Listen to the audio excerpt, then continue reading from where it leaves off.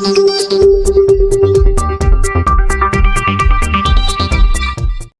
मिनल्लाह व फ़तन क़रीब। मैं आज आपके बीच में जो आया हूँ वो ये बताने के लिए कि सबसे पहले तो मैं आप सभी लोगों का शुक्रिया अदा करना चाहता हूँ। 10 साल से आप लोगों ने मुझे ये मौका दिया एक बार आपके शहर की नुमाइंदगी एक आमदार की हैसियत से करने का, और उसके बाद 5 साल एक खासदार एक सांसद की हैसियत से काम करने का आपने मुझे मौका दिया। बहुत सारे ऐसे लोग होते हैं जो राजनीति के अंदर इस मुकाम तक पहुंचने के लिए सालों साल मेहनत करते हैं, लेकिन ये मुकाम उन्हें मिलता नहीं है। ये तो आप लोगों की मोहब्बत थी, ऊपर वाले का करम था, और एक ईमानदार हमारी कोशिश थी कि जिसकी वजह से आज हमने 28 दिन पहले मैं आया था पूना शहर से, और यहाँ पर ये ऐलान किया गया था कि मैं एमएलए का इलेक्शन लड़ूंगा। आप लोगों ने भरपूर तायीद की, साथ दिया, और उसी का नतीजा है कि मैं 28 दिनों के अंदर एमएलए बन गया। फिर जब एमपी की बात आई तो 22 दिन पहले ये फैसला लिया गया कि इलेक्शन लड़ेंगे हम, इम्तियाज़ जलील इलेक्शन लड़ेगा, और असद साहब ने मुझे मौका दिया, और फिर एक बार ज़िले की पूरी आवाम ने मेरा साथ दिया और मैं एमपी बन गया। 2024 का इलेक्शन आया, हमने बहुत ईमानदारी के साथ मेहनत की, दिन रात हमने काम किए, और काम की बुनियाद के ऊपर हम लोगों के बीच में गए। हमने ना तो कभी जात, धर्म, मजहब या ऐसे मुद्दे जिसका आम जिंदगी से, आम लोगों से कोई ताल्लुक़ नहीं होता है, उन मुद्दों को कभी हमने हाथ नहीं लगाया। हमने हर एक धर्म के, हर एक मजहब के लोगों को साथ में लेकर चले, और बड़ी खुशी है कि इलेक्शन के अंदर इतने सारे लोग जो हमारे साथ जुड़े हैं। जीत और हार क्या होती है ये इसका फ़ैसला तो लोग तय करते हैं यकीनन, लेकिन जितनी मोहब्बत मुझे मिली है इन 10 सालों के अंदर मैं लफ्ज़ों में बयान नहीं कर सकता। बहुत सारे मुझे चाहने वाले लोग ये उम्मीद लगाए बैठे हैं, मेरा भी यकीन है कि इंशाअल्लाह हम कल जीतेंगे। ये अलग बात है कि एग्ज़िट पोल कुछ अलग बता रहा है, लोगों के अंदर चर्चा कुछ अलग हो रही है, लेकिन एग्ज़िट पोल पिछले टाइम में भी मेरे हक़ में था, ऐसा नहीं है। एग्ज़िट पोल पिछले 2019 के अंदर भी कहते थे कि इम्तियाज़ जलील का जीतना बड़ा मुश्किल सा है। तो मैं बहुत ज़्यादा एग्ज़िट पोल के ऊपर यकीन नहीं रखता हूँ। सीक्रेट बैलेट है, किसने किसको वोट दिया है किसी को कोई पता नहीं चलता है। कई ऐसे परिवार है जहाँ पर पति ने किसी एक को दिया है, पत्नी ने किसी एक को, और बच्चों ने किसी तीसरे को वोट दिए है। तो ये कहना बड़ा मुश्किल सा है, पता नहीं है एग्ज़िट पोल किस बुनियाद के ऊपर निकाले जा रहे हैं करके, लेकिन हमारा यकीन है कि हम लोगों ने जिस तरीके की मेहनत किए है, इतना एक बात कहना चाहूँगा, जीत और हार जो भी फैसला है ये हमारे किस्मत में अगर होगा, अगर अल्लाह ने हमारे किस्मत में ये लिखा है कि इम्तियाज़ जलील दोबारा आपका नुमाइंदा बनना है, तो फिर दुनिया की कोई ताकत नहीं रोक सकती है। हम उस मुकाम के ऊपर ज़रूर पहुँचेंगे। और अगर खुदा न करे, अगर समझ लीजिएगा कि कुछ फ़ैसला हमारे हक़ में नहीं आता है, तो भी मैं अपने नौजवानों से ये अपील करना चाहूँगा कि देखिए, इलेक्शन है, कोई ज़िंदगी और मौत तक की बात नहीं है। एक बात यह है कि अगर हम जीते इंशाअल्लाह अल्लाह करीम से, तो यकीनन बहुत सारे लोगों की मेहनत, बहुत सारे लोगों की दुआएं इसके अंदर काम आएगी। बहुत सारे जाति धर्म के, और ख़ास तौर से इस ज़िले के ये जो यंगस्टर्स हैं, उन्होंने जिस तरीके से मेरा साथ दिया है, अलग अलग जाति धर्म के, तो मैं उनका तहे दिल से शुक्रिया अदा करना चाहूँगा। मैं इस ज़िले से, शहर से बहुत मोहब्बत करता हूँ, इसको डेवलप करना चाहता हूँ, लेकिन इसके बावजूद भी इलेक्शन के अंदर क्या क्या चलता है आप अच्छी तरह से जानते हैं। अगर किसी वजह से समझ लीजिएगा कि इलेक्शन हमारे हक़ में नहीं आता है, तो भी इसका मतलब ये नहीं है कि आप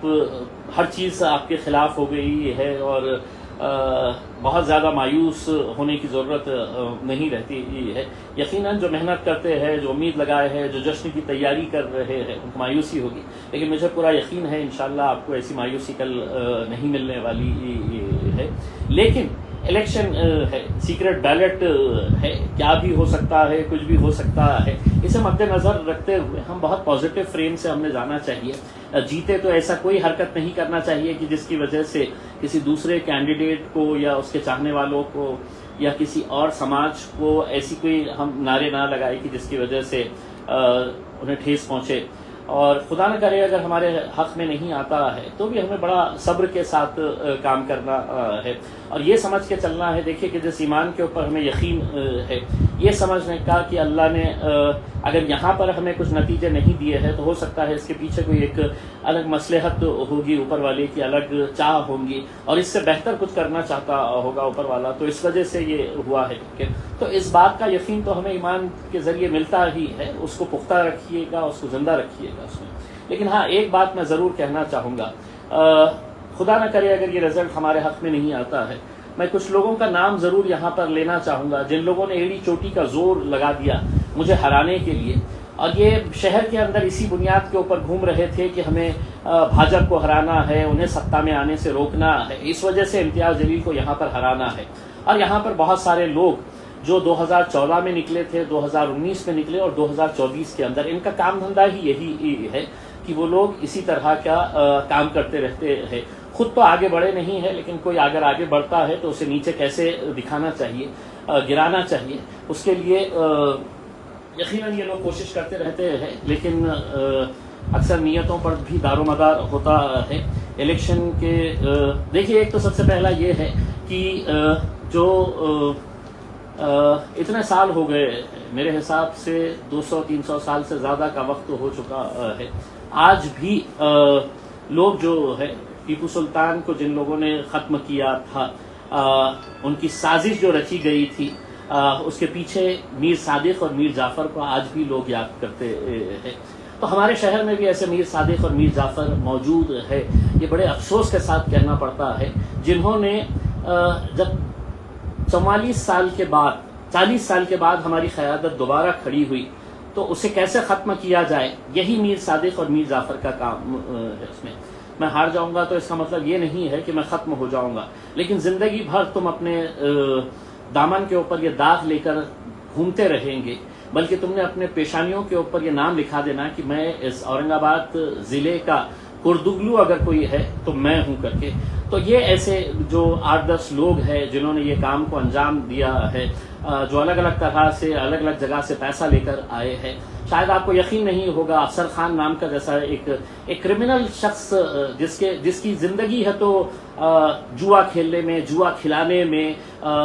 थिएटर के सामने ब्लैक करने में चली गई है, ये अच्छी तरह से जानता है। और जिसने उसे टिकट दिया है वो भी अच्छी तरह से जानता है कि ये कभी जीतने वाला नहीं है। लेकिन मुझे हराने के लिए इस मैदान में उतारा गया था और ये शख्स ने, मैं आपको पूरी जिम्मेदारी के साथ कहता हूं, इसने भाजपा से भी पैसे उठाया,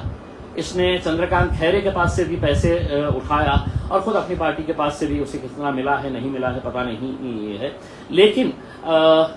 इसका मकसद यही था और इसे लाया इसीलिए गया था कि मुझे किस तरीके से हराया जाए। तो सबसे पहला कुर्दुगलू अगर कोई है, सबसे पहला मीर जाफ़र, मीर सादिक का टाइटल किसी को मिलना चाहिए तो वो हमारे अफसर खान, जो बड़ा कौम मिल्लत की बात करते हैं। लेकिन ऐसे ही लोग आज से कई साल पहले टीपू सुल्तान के दौर में भी थे और हमारी क़यादत को ख़त्म करने में ये ऐसे लोगों का बहुत बड़ा हाथ है। उसी के साथ साथ दिल्ली गेट के पास रहने वाला इलियास पहलवान हर महीने 2 महीने के अंदर अपने घर में है तो एक मौलाना को बुलाते हैं, इज्तिमा करते हैं, खाना वाना खिलाते हैं। लेकिन उसका ईमान के ऊपर कितना यकीन है ये देखिएगा कि ये एक उर्दू अखबार में 13 तारीख के दिन जब इलेक्शन आने वाला था, इलेक्शन का दिन था, उस वक्त इन्होंने ये अपनी तस्वीर के साथ उन्होंने एक एडवर्टाइजमेंट छापा था। ये उर्दू अखबार के अंदर ये एडवर्टाइजमेंट आया था और इसके अंदर ये जनाब की खुद की तस्वीर है। ये वही जनाब है जिन्होंने 2014 के अंदर एक विशेष अखबार निकाला था, उर्दू के अंदर एक अखबार निकाला था और जो अखबार जिसने छापा था वो अबू बकर रहबर नाम के अपने आप को पत्रकार जो कहते हैं। तो इन्होंने है तो मेरे खिलाफ एक आर्टिकल लिखा था और 2014 के अंदर ये अखबार रातों रात छापा गया था। इलेक्शन के एक रात पहले इसे बांटने के लिए दिया गया था और ये कहा गया था कि इम्तियाज जलील को क्यों नहीं वोट देना है करके। अब ये साहब जब इज्तिमा करते हैं, अपने घर में मौलानाओं को बुलाते हैं, तो इनका खुद का ईमान कितना कमजोर है आप इस एडवर्टाइजमेंट के जरिए देखिएगा। इन्होंने लिखा है ये चुनाव जिंदगी और मौत का चुनाव है, ये इनकी हेडलाइन है। उन्होंने एडवर्टाइजमेंट जो दिया है उसके ऊपर लिखा है ये चुनाव जिंदगी और मौत का चुनाव है। इलियास पहलवान सुन अब अच्छी तरीके से, तेरा यकीन होगा कि तेरी जिंदगी और मौत का फैसला भारतीय जनता पार्टी, नरेंद्र मोदी या चंद्रकांत खैरे कर सकता है करके, लेकिन मेरा मौत का, मेरी जिंदगी का फैसला जो है वो मेरा रब करता है। और अगर तेरा ईमान इतना कमजोर है तो दोबारा अपने घर के अंदर वो महफिल सजाना नहीं जहां पर तू मौलानाओं को बुलाकर वहां पर उनकी इस्तेमाल लेता है, दीन हदीस की बातें करता है और वहां पर लोगों को खाना वाना खिलाता है। कोई मौलाना जब तेरे पास आए तो पूछना उनसे कि मेरी जिंदगी और मौत का फैसला नरेंद्र मोदी करेगा, चंद्रकांत खैरे करेगा, देवेंद्र फडणवीस करेगा, योगी करेगा या मेरा रब करेगा। उसने अगर तेरा ईमान और उसके साथ जो और कोरदुगलू जो बैठे हुए हैं जिन्होंने अपनी तस्वीरें दी है, उसमें एक लोटा कारंजे का ये सालिक हसन खान, इसका पूरा हिसाब किताब जो है मैं बताऊंगा कि ये साहब के क्या क्या कारोबार है। तीसरा ये है जफर अली मर्चेंट, ये उस्मानाबाद से आके यहाँ पे जो फड़फड़ा रहा है और जिसके घर के ऊपर कुछ पत्थर पड़ा था तो 10 मिनट के अंदर उसने बोल दिया था कि ये पत्थर इम्तियाज जलील ने मारा था। और मैंने उस वक्त भी ये कहा था कि इम्तियाज जलील तेरे घर पे पत्थर मारने के लायक नहीं है। उसने जिस दिन मेरी संकी तो मैं क्या करूंगा जफर मर्चेंट, तेरे को अच्छी तरीके से बता रहा हूँ, तू उस्मानाबाद से आया हुआ है और यहाँ पर ये अपने आप को एक दाढ़ी, सफेद दाढ़ी और टोपी पहनकर जो अबू बकर रहबर साहब जिन्होंने 2014 में मेरे खिलाफ आर्टिकल लिखे थे वो है। और एक कोई परवेज अली है जिसकी एक दुकान यहाँ पर कुछ कांच वांच की दुकान है या तो ये लोगों की अपनी तस्वीरें है। तो ये जितने के जितने है इन्होंने अपने पेशानियों के ऊपर लिख लेना अगर हमारी क़यादत नहीं आती है। और दूसरा एक बड़ा कोरदुगलू जो है जिसने तो ये उर्दू अखबार के अंदर अपनी तस्वीर के साथ छपाया है, शोएब हाशमी, और एक बड़ा डॉक्टरों का ग्रुप तैयार किया उसके भाई ने है तो एक इंडिया अलायंस को कैसे जिताना चाहिए करके लोगों के जहनों के अंदर बात डाला और यही बता रहा था कि हमें इंडिया अलायंस को जिताना है तो इम्तियाज जलील को यहाँ से हराना है करके। अब जो आंकड़े आ रहे हैं मैं भी यही कहता था कि सारे हिंदुस्तान में तुम पूरी सीटें जीत जाओ, लेकिन औरंगाबाद की सीट से तुम्हें क्यों इतनी तकलीफ है। दरअसल ये लोग खुद सियासत के अंदर आगे बढ़ना चाहते हैं, बढ़ना चाहिए, मेरी कोई इसके अंदर कोई मुखालिफत नहीं है, लेकिन अगर कोई ऊपर जा रहा है और अपना ही भाई ऊपर जा रहा है तो उसे नीचे कैसे खींचा जाए करके उसमें तो ये काम ये हमारे शोएब हाशमी जो डॉक्टर है, एशियन हॉस्पिटल का डॉक्टर है ये, और इसने जिस तरीके का काम मेरे हिसाब से कल मैं जीतूं या हारूं लेकिन अपने पेशानी के ऊपर लिख के लगाना और शहर के अंदर घूमना कि इस जिले का कोरदुगलू मैं हूं करके, क्योंकि इस जिले की इस शहर के राजनीतिक इतिहास का जब सफर लिखा जाएगा उसमें तो सफर के अंदर मेरा नाम छोटे अक्षरों में लिखना चाहिए और ये कोरदुगलुओं का, ये मीर सादिक का, ये मीर जाफर का नाम जो है वो बड़े अक्षरों के अंदर लिखा जाएगा कि जब 44 साल हो गए थे हमारी क़यादत को, उसके बाद ये लोगों ने किस तरीके से साजिशें रची थी मुझे हराने के लिए, और नतीजा क्या हुआ है। ना इनकी पार्टी जीत रही है हिंदुस्तान लेवल के ऊपर और ना इनका इकलौता एक जो खासदार पूरे महाराष्ट्र के अंदर आया है उनको हराने के लिए ये क्या किए है करके उसमें। तो मेरा यही कहना है कि